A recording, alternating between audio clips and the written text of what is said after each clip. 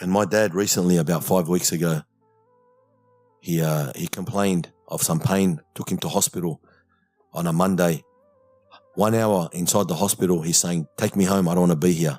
Arguing, the old mentality. Within an hour, his blood pressure dropped and eyes rolled up. And I said, he's dead. But it wasn't his time.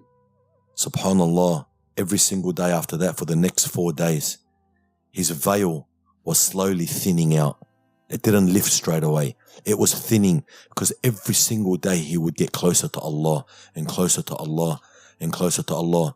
He started Tuesday praying with us in his bed. Wednesday, his shahada was doing this. He couldn't move because of his Alzheimer's. He'd go like this. Thursday, he was saying shahada because he could still say things. And then Friday, the day he passed away, he said, make way, I got guests here.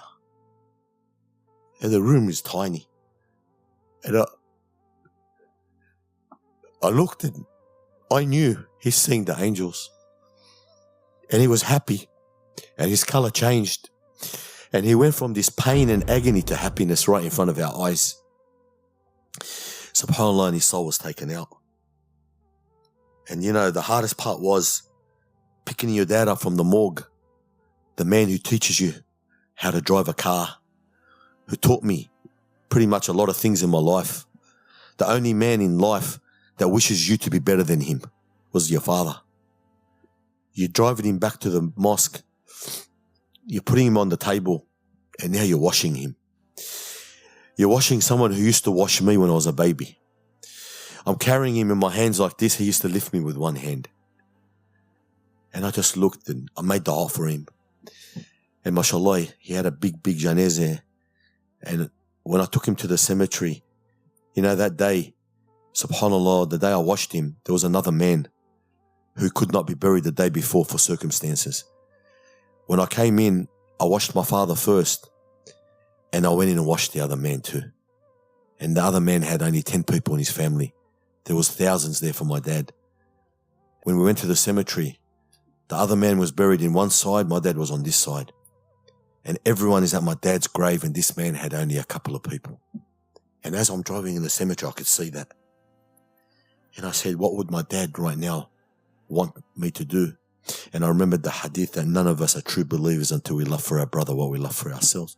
So I went left. And I took the man out and I buried the man that I don't even know. And I left my dad in the car.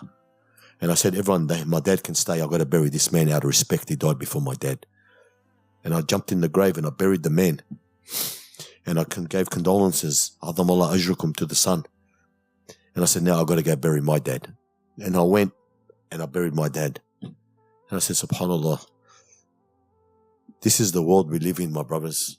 It's reality. You don't know what test is going to come.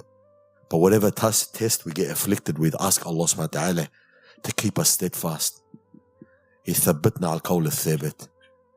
في الدنيا, because we're still alive, and في الآخرة, and at the time of death.